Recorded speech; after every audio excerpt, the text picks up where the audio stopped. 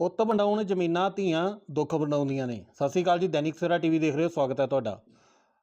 ਅੱਜ ਇਹ ਸ਼ਬਦ ਜਿਹੜੇ ਆ ਤਾਂ ਬੋਲੇ ਗਏ ਆ ਵੀ ਯੂਕਰੇਨ ਦੇ ਵਿੱਚ, ਰੂਸ ਦੇ ਵਿੱਚ ਜਿਹੜੀ ਵਾਰ ਛਿੜੀ ਹੋਈ ਆ, ਜਿਹੜੀ ਲੜਾਈ ਛਿੜੀ ਹੋਈ ਆ, ਉਹਦੇ ਵਿੱਚ ਭਾਰਤ ਦੇਸ਼ ਦੇ ਕਈ ਧੀਆਂ ਅਤੇ ਪੁੱਤ ਜਿਹੜੇ ਆ ਉੱਥੇ ਫਸੇ ਹੋਏ ਨੇ। ਆਮ ਕਿਹਾ ਜਾਂਦਾ, ਬੜੇ ਸੋਹਣੇ ਸ਼ਬਦਾਂ ਦੇ ਵਿੱਚ ਕਿਸੇ ਸ਼ਾਇਰ ਨੇ ਲਿਖਿਆ ਆ ਵੀ ਪੁੱਤ ਵੰਡਾਉਣ ਜ਼ਮੀਨਾਂ ਤੇ ਧੀਆਂ ਦੁੱਖ ਵੰਡਾਉਂਦੀਆਂ ਨੇ। ਉਹਨਾਂ ਮਾਪਿਆਂ ਦਾ ਕੀ ਹਾਲ ਹੋਏਗਾ? ਵੈਸੇ ਤਾਂ ਦੋਵਾਂ ਧਿਰਾਂ ਦਾ ਜਿਹੜਾ, ਜੇ ਗੱਲ ਕਰੀਏ ਤਾਂ ਦੋਹਾਂ ਧਿਰਾਂ ਦਾ ਜਿਹੜਾ ਆ, ਭਾਵੇਂ ਪੁੱਤ ਹੋਵੇ ਭਾਵੇਂ ਧੀ ਹੋਵੇ, ਹਾਲ ਜਿਹੜੇ ਆ ਮਾੜੇ ਹੀ ਨੇ।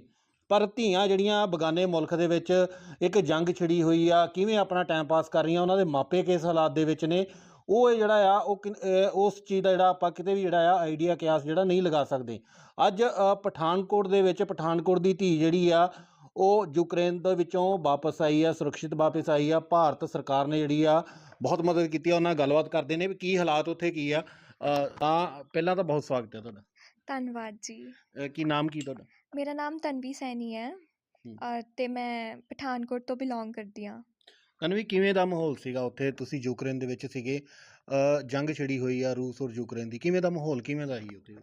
ਮੈਂ ਯੂਕਰੇਨ 3 ਮਹੀਨੇ ਪਹਿਲਾਂ ਗਈ ਸੀ। ਉੱਥੇ ਮਾਹੌਲ ਬਹੁਤ ठीक ठाक थी सारा, सब कुछ ठीक था, लेकिन बहुत ज़्यादा रैंडमली सब कुछ चेंज आ गया। लड़ाई के कारण हम बहुत ज़्यादा टेंस्ड हो गए, कंडीशंस बहुत ज़्यादा अनसर्टन होगी, जिस कारण हमें वहाँ से इवैक्यूएट अपने आप को करना पड़ा।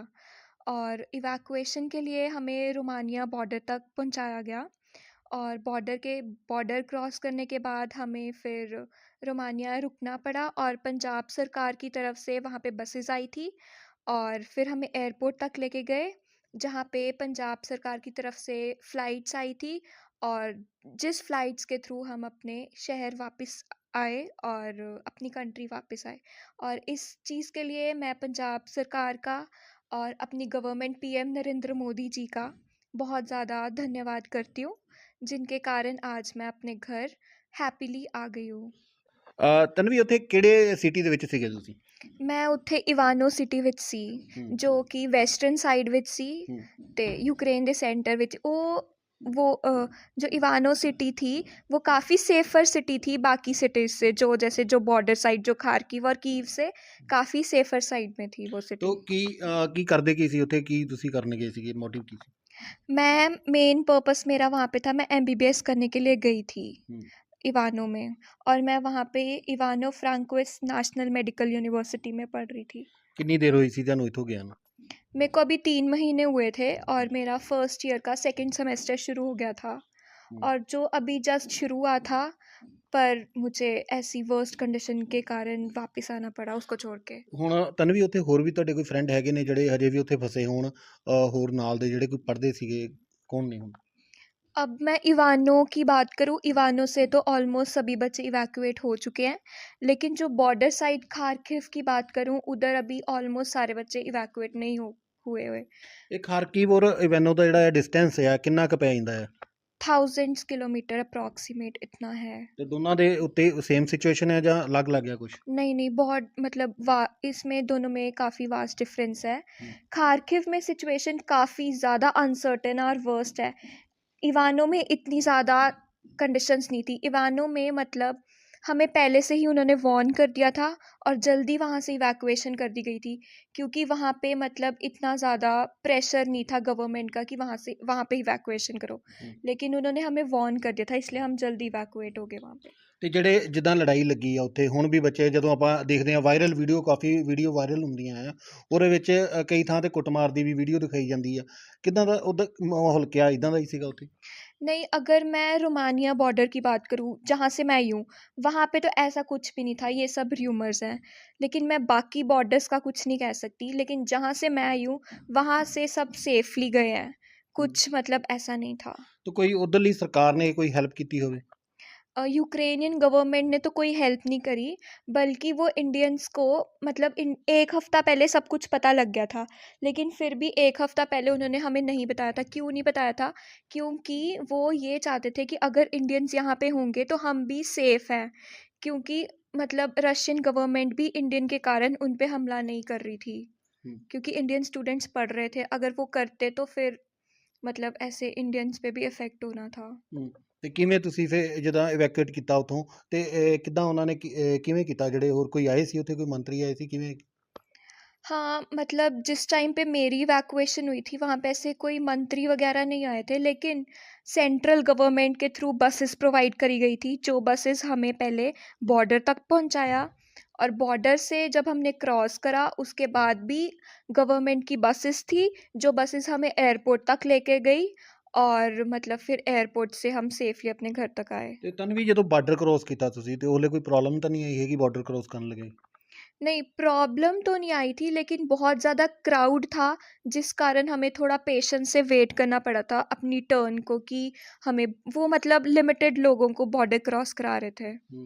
ਲਿਮਿਟਡ ਮਤਲਬ ਕਿ ਕੋਈ ਮੇਨ ਕੋਈ ਫੇਸ ਲੱਭਦੇ ਸੀ ਕਿ ਮਤਲਬ ਕਿ ਲਿਮਿਟਡ ਕਿੱਦਾਂ? मतलब जब हमने रोमानिया बॉर्डर, मतलब इंडियन स्टूडेंट्स को तो वो निकाल रहे थे, मतलब इंडियन फ्लैग के थ्रू, लेकिन कई इवन बाकी कंट्रीज़ के बच्चे थे, जैसे एग्जांपल मैं देती हूँ, पाकिस्तान के कुछ बच्चे थे जिन्होंने इंडियन फ्लैग को रिजेंबल करके अपने आप को इंडियंस बता के वहाँ से एंट्री करी है। लेकिन मैं यही बोल सकती हूँ, मतलब इंडियन फ्लैग की कितनी ज़्यादा वैल्यू थी इस बॉर्डर पे, ਤੁਹਾਨੂੰ ਵੀ जिसके ਕਿੰਨਾ कारण ਕੁ ਪ੍ਰਾਊਡ ਫੀਲ ਹੋਇਆ ਜਿਹੜੇ ਤੁਸੀਂ ਦੇਖਿਆ ਵੀ ਪਾਕਿਸਤਾਨੀ ਬੱਚੇ ਜਿਹੜੇ ਆ ਤੁਹਾਡੇ ਹਿੰਦੁਸਤਾਨ ਦਾ, ਤੁਹਾਡੇ ਦੇਸ਼ ਦਾ ਫਲੈਗ ਲੈ ਕੇ ਜਿਹੜਾ ਬਾਰਡਰ ਕ੍ਰੋਸ ਕਰ ਰਹੇ ਨੇ, ਕਿੰਨਾ ਕੁ ਪ੍ਰਾਊਡ ਫੀਲ ਹੋਇਆ? बहुत ज़्यादा प्राउड फील हो रहा था मेरे को, कि मतलब ये था कि इंडियन लोगों की, मतलब इंडिया की कितनी ज़्यादा, मतलब बाहर की साइड पे भी कितनी ज़्यादा वैल्यू है, कि मतलब उन्होंने बाकी देशों के बच्चों को छोड़ के इंडियंस को सबसे पहले निकाला। इवन बाकियों की तरफ तो वो देख भी नहीं रहे थे। ਤੇ ਹੁਣ ਜਦੋਂ ਤੁਸੀਂ ਵਾਪਸ ਆ ਗਏ ਹੋ, 3 ਮਹੀਨੇ ਪਹਿਲਾਂ ਗਏ ਸੀਗੇ, 3 ਮਹੀਨੇ ਤੋਂ ਬਾਅਦ ਕਿੰਨੇ ਪੈਸੇ ਕਿੰਨੇ ਲੱਗੇ ਸੀ ਤੁਹਾਡੇ, ਬਾਹਰ ਜਾਣ ਦੇ ਕਿੰਨੇ ਪੈਸੇ ਲੱਗੇ? बाहर जाने के अप्रॉक्स, अगर मैं बाहर की बात करूं और इंडिया की बात करूं, बाहर में एमबीबीएस जो है वो 35 लाख्स में मतलब पूरी कंप्लीट हो रही थी, मतलब जो भी 5.5 years की एमबीबीएस थी। लेकिन अगर मैं इंडिया की एमबीबीएस की बात करूं, इंडिया में पहली बात तो सीट्स बहुत कम है अगर हमें गवर्नमेंट सीट लेनी है, तो प्राइवेट कॉलेजेस की फ़ीस ही इतनी ज़्यादा, मतलब 1.2 करोड़ तक पहुंच जाती है, मतलब हर एक फैमिली इतना अफोर्ड नहीं कर पा रही। लेकिन मैं गवर्नमेंट को यही बोलूँगी कि मतलब अगर वो इंडिया में ही प्राइवेट कॉलेजेस की, बाकी कॉलेजेस की फ़ीस कम कर देते हैं, कि हमें तो ज़रूरत ही नहीं पड़ेगी बाहर वाले किसी भी बाहर की कंट्री में किसी भी कॉलेज में एडमिशन लेने के लिए, क्योंकि यू नेवर नो कि कब क्या हो जाए। जैसे अगर हम यूक्रेन की बात करें, हमें नहीं पता था कि यहाँ पे ऐसा हो जाएगा। अगर इंडिया की गवर्नमेंट ही हमें कम रेट में यहाँ के कॉलेजेस में एडमिशन दे देती, तो हमें क्या ज़रूरत पड़ी थी कि इतने ज़्यादा प्रॉब्लम्स को फेस करने की और वहाँ से फिर से बाहर निकलने की। अभी तो हमें ये भी नहीं पता आगे हमारे कॉलेजेस कंटिन्यू होंगे, क्या होगा हमारे फ्यूचर का, क्वेश्चन मार्क है अभी तो हर एक चीज़ पे। ਸੋ ਇਹ ਤਨਵੀ ਸੀਗੀ ਜਿਨ੍ਹਾਂ ਨਾਲ ਗੱਲਬਾਤ ਕੀਤੀ ਹੈ, ਯੂਕਰੇਨ ਤੋਂ ਆਏ ਸੀਗੇ, ਕਾਫੀ ਲੱਖਾਂ ਰੁਪਈਆ ਲਗਾ ਕੇ ਜਿਹੜਾ ਆ ਬਾਹਰਲੇ ਮੁਲਕ ਦੇ ਵਿੱਚ ਆਪਣੀ ਸਟੱਡੀ ਪੂਰੀ ਕਰਨ ਗਏ ਸੀ, ਉਹਨਾਂ ਮਾਤਾ ਪਿਤਾ ਦੇ ਖੁਆਬ ਪੂਰੇ ਕਰਨ ਗਏ ਸੀਗੇ, ਪਰ ਅੱਜ ਦੁਬਾਰਾ ਇੰਡੀਆ ਦੇ ਵਿੱਚ ਆਉਣਾ ਪਿਆ, ਭਾਰਤ ਵਾਪਸੀ ਕਰਨੀ ਪਈ। ਕਾਰਨ ਜਿਹੜਾ ਉੱਥੇ ਜਿਹੜਾ ਯੁੱਧ ਛਿੜਿਆ ਹੋਇਆ, ਜਿਹੜੀ ਵਾਰ ਛਿੜੀ ਹੋਈ ਆ, ਉਹਦੇ ਕਾਰਨ ਬਹੁਤ ਸੋਹਣੀ ਉਹਨਾਂ ਨੇ ਅਪੀਲ ਕੀਤੀ ਆ, ਸੈਂਟਰ ਸਰਕਾਰ ਨੂੰ ਵੀ ਕੀਤੀ ਆ, ਪੰਜਾਬ ਸਰਕਾਰ ਨੂੰ ਅਪੀਲ ਕੀਤੀ ਆ ਵੀ ਅਗਰ ਪੰਜਾਬ ਦੇ ਵਿੱਚ ਜਾਂ ਹਿੰਦੁਸਤਾਨ ਦੇ ਵਿੱਚ ਜਿਹੜਾ ਆ ਸਟੱਡੀ ਦੇ ਉੱਤੇ ਜਾਂ ਪੜ੍ਹਾਈਆਂ ਦੇ ਉੱਤੇ ਘੱਟ ਖਰਚੇ ਹੋਣ ਅਤੇ ਬੱਚਿਆਂ ਨੂੰ ਜਿਹੜਾ ਆ ਹਿੰਦੁਸਤਾਨ ਦੇ ਬੱਚਿਆਂ ਨੂੰ ਬਾਹਰ ਜਾਣ ਦੀ ਜਿਹੜੀ ਆ ਲੋੜ ਹੀ ਨਾ ਪਵੇ। ਸਭ ਤੋਂ ਪਹਿਲਾਂ ਮੈਂ ਗੱਲ ਕਹੀ ਸੀ ਵੀ ਪੁੱਤ ਵੰਡਾਉਣ ਜ਼ਮੀਨਾਂ ਅਤੇ ਧੀਆਂ ਦੁੱਖ ਵੰਡਾਉਂਦੀਆਂ ਨੇ। ਸੋ ਉਹਨਾਂ ਦੇ ਮਦਰ ਵੀ ਇੱਥੇ ਸਾਡੇ ਨਾਲ ਮੌਜੂਦ ਆ, ਉਹਨਾਂ ਨਾਲ ਵੀ ਗੱਲਬਾਤ ਕਰਨੀ ਆ। ਭੈਣ ਜੀ ਪਹਿਲਾਂ ਤਾਂ ਬਹੁਤ ਸਵਾਗਤ ਹੈ ਜੀ ਤੁਹਾਡਾ। ਧੰਨਵਾਦ ਜੀ। ਮੈਂ ਸ਼ਬਦ ਕਹੇ ਸੀਗੇ ਵੀ ਪੁੱਤ ਵੰਡਾਉਣ ਜ਼ਮੀਨਾਂ ਅਤੇ ਧੀਆਂ ਦੁੱਖ ਵੰਡਾਉਂਦੀਆਂ ਨੇ। ਜਦੋਂ ਪਤਾ ਲੱਗਾ ਵੀ ਜਿਹੜੀ ਧੀ ਨੇ ਦੁੱਖ ਵੰਡਾਉਣਾ ਸੀ ਉਹ ਆਪ ਦੁਖੀ ਆ, ਕਿਵੇਂ ਦਾ ਲੱਗਾ? ਬਹੁਤ ਜ਼ਿਆਦਾ, ਮਤਲਬ ਅਸੀਂ ਤਾਂ ਬਹੁਤ ਮਤਲਬ ਅੱਛਾ ਸੋਚ ਕੇ ਬੱਚੇ ਦਾ ਅੱਛਾ ਫਿਊਚਰ ਬਣਾਉਣ ਵਾਸਤੇ ਇਹਨੂੰ ਬਾਹਰ ਭੇਜਿਆ ਸੀਗਾ, ਕਿ ਕਿਉਂਕਿ ਮੇਰਾ ਨਾ ਸ਼ੁਰੂ ਤੋਂ ਜਦੋਂ ਪੈਦਾ ਹੋਈ ਸੀ ਮੇਰਾ ਇੱਕ ਡਰੀਮ ਸੀ, ਮੇਰੇ ਪਾਪਾ ਡਾਕਟਰ ਸੀਗੇ, ਕਿ ਮੇਰੀ ਬੇਟੀ ਜਿਹੜੀ ਉਹ ਡਾਕਟਰ ਬਣੇ। ਬੇਟੇ ਲਈ ਮੈਂ ਇੰਨਾ ਨਹੀਂ ਸੀ ਸੋਚਿਆ, ਅਤੇ ਇਸ ਕਰਕੇ ਮਤਲਬ ਮੇਰੇ ਹਸਬੈਂਡ ਨਹੀਂ ਸੀ ਚਾਹੁੰਦੇ ਬਾਹਰ ਭੇਜਣਾ। ਮੈਂ ਮਤਲਬ ਖੁਦ ਉਹਨਾਂ ਨੂੰ ਫੋਰਸ ਕਰ ਕਰਕੇ ਕਿ ਨਹੀਂ, ਮੈਂ ਇਹਨੂੰ MBBS ਹੀ ਕਰਾਉਣੀ ਹੈ। ਜੇ ਔਰ ਅਸੀਂ ਇੰਡੀਆ ਦੇ ਵਿੱਚ ਬੜਾ ਮਤਲਬ ਬਹੁਤ ਕਾਲਜ ਲੱਭੇ, ਪਤਾ ਵੀ ਕੀਤਾ, ਕਾਲਜ ਜਾ ਕੇ ਮਿਲੇ ਵੀ, ਲੇਕਿਨ ਮਤਲਬ ਅਸੀਂ ਅਫੋਰਡ ਨਹੀਂ ਸੀ ਕਰ ਸਕਦੇ ਇੰਨੀ ਜ਼ਿਆਦਾ ਫੀਸ, ਕਿ 1 ਕਰੋੜ ਤੋਂ ਉੱਪਰ ਜਾ ਕੇ ਸਾਡਾ ਮਤਲਬ ਹੁੰਦਾ ਸੀਗਾ। ਇੱਕ ਇੱਥੇ ਮਤਲਬ ਇੰਡੀਆ ਦੇ ਵਿੱਚ ਜਾਤੀਵਾਦ ਵੀ ਬਹੁਤ ਚੱਲਦਾ, ਠੀਕ ਹੈ, ਅਸੀਂ ਜਨਰਲ ਕੈਟਾਗਰੀ ਦੇ ਹੋਣ ਕਰਕੇ ਸਾਨੂੰ ਸੀਟ ਨਹੀਂ ਸੀ ਮਿਲਣੀ, ਗਵਰਨਮੈਂਟ ਦੀ ਸੀਟ ਅਸੀਂ ਲੈ ਨਹੀਂ ਸੀ ਸਕਦੇ, ਮਿਲਣੀ ਨਹੀਂ ਸੀ, ਅਤੇ ਪ੍ਰਾਈਵੇਟ ਅਸੀਂ ਕਰਵਾ ਨਹੀਂ ਸੀ ਸਕਦੇ। ਇਸ ਕਰਕੇ ਅਸੀਂ ਇਹਦੀ ਯੂਕਰੇਨ ਦੇ ਵਿੱਚ ਪਤਾ ਕੀਤਾ, ਕੰਸਲਟੈਂਟ ਨਾਲ ਮਿਲੇ, ਅਤੇ ਉੱਥੇ ਸਾਨੂੰ ਮਤਲਬ ਪੂਰਾ ਅਸੀਂ ਫੀਸ ਦਾ ਸਟਰਕਚਰ ਪਤਾ ਕੀਤਾ, ਅਤੇ 30 ਲੱਖ ਦੇ ਵਿੱਚ ਇਹਨੂੰ ਕੰਪਲੀਟ ਕਰਕੇ ਆ ਜਾਣਾ ਸੀਗਾ। ਤੇ ਜਿਹੜੀ 30 ਲੱਖ ਦੇ ਵਿੱਚ ਤੁਸੀਂ ਪਤਾ ਕੀਤੀ, ਜੇ ਇੰਡੀਆ ਦੇ ਵਿੱਚ ਹੀ ਕਰਨੀ ਹੁੰਦੀ ਤੇ ਕਿੰਨੇ ਪੈਸੇ ਲੱਗਣੇ ਸੀਗੇ? 1.25 ਕਰੋੜ ਦੇ ਲਾਗੇ ਸਾਨੂੰ ਆਈਡੀਆ ਸੀਗਾ, ਕਿਉਂਕਿ ਅਸੀਂ ਪਤਾ ਕੀਤਾ ਸੀ ਬਿਹਾਰ ਦੇ ਵਿੱਚ ਵੀ, ਆਪਣੇ ਇੱਧਰ ਵੀ, ਪੰਜਾਬ ਦੇ ਵਿੱਚ ਵੀ, ਹਰਿਆਣਾ 'ਚ ਵੀ ਅਸੀਂ ਕਾਫੀ ਕਾਲਜਾਂ ਦੇ ਵਿੱਚ ਪਤਾ ਕੀਤਾ ਸੀਗਾ, ਅਤੇ 1.25 ਕਰੋੜ ਦੇ ਅਰਾਊਂਡ ਸਾਡਾ ਜਿਹੜਾ ਖਰਚਾ ਆਉਣਾ ਸੀਗਾ, ਅਤੇ ਇਸ ਕਰਕੇ ਸਾਨੂੰ ਬਾਹਰ ਵੱਲ ਨੂੰ ਜਾਣਾ ਪਿਆ। ਤੇ ਅੱਜ ਜਦੋਂ ਧੀ ਬਿਨਾਂ ਕੋਰਸ ਪੂਰਾ ਕੀਤੇ, ਬਿਨਾਂ ਕੰਪਲੀਟ ਕੀਤੇ ਜਦੋਂ ਵਾਪਸ ਘਰੇ ਆ ਗਈ ਆ, ਆਉਣ ਦੀ ਜਿੱਥੇ ਖੁਸ਼ੀ ਵੀ ਆ ਵਾਪਸ, ਤੇ ਦੁੱਖ ਕਿੰਨਾ ਗਿਆ ਜਿਹੜੇ ਜੋ ਕਰਨ ਗਈ ਸੀ ਉਹ ਆਪਣਾ ਟਾਰਗੇਟ ਪੂਰਾ ਨਹੀਂ ਕਰ ਪਾਈ? ਦੇਖੋ ਜੀ, ਦੁੱਖ ਤਾਂ ਬਹੁਤ ਹੁੰਦਾ ਹੈ ਕਿ ਜਦੋਂ ਬੰਦਾ ਇੱਕ ਸੁਪਨਾ ਲੈ ਕੇ ਆਪਣੇ ਬੱਚੇ ਨੂੰ ਭੇਜਦਾ ਕਿ ਹੋਰ 5-6 ਸਾਲਾਂ ਨੂੰ ਧੀ ਡਾਕਟਰ ਬਣ ਕੇ ਆਏਗੀ, ਲੇਕਿਨ ਉਹ ਕੰਡੀਸ਼ਨ ਹੀ ਉੱਤੇ ਬਾਹਰ ਇੱਦਾਂ ਦੇ ਕ੍ਰੀਏਟ ਹੋ ਜਾਂਦੇ ਆ ਕਿ ਸਾਨੂੰ ਬਹੁਤ ਦੁੱਖ ਹੋਇਆ। ਖੁਸ਼ੀ ਤਾਂ ਚਲੋ ਹੈਗੀ ਹੈ ਕਿ ਸੇਫਲੀ ਘਰ ਆ ਗਈ, ਲੇਕਿਨ ਦੁੱਖ ਵੀ ਇਸ ਚੀਜ਼ ਦਾ ਕਿ ਅੱਗੇ ਨੈਕਸਟ ਇਹਦਾ ਕੀ ਫਿਊਚਰ ਹੈ, ਕੀ ਕਰਾਂਗੇ, ਕਿ ਸਾਡੀ ਗਵਰਨਮੈਂਟ ਇਹਨਾਂ ਨੂੰ ਸੀਟ ਦੇਗੀ ਨਹੀਂ ਦੇਗੀ, ਕੁਛ ਨਹੀਂ ਪਤਾ। ਇਸ ਚੀਜ਼ 'ਤੇ ਇੱਕ ਕੁਐਸਚਨ ਮਾਰਕ ਲੱਗਿਆ ਹੈ।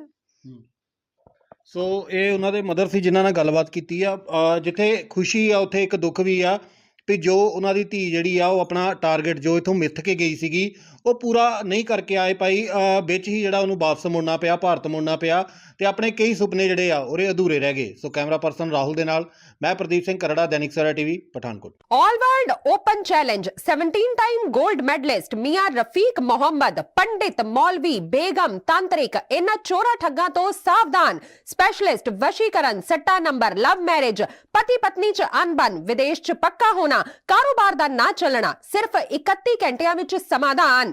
फ्री फ्री फ्री मियां रफीक मोहम्मद। मोबाइल 84 374 94 647, 84 374 94 648।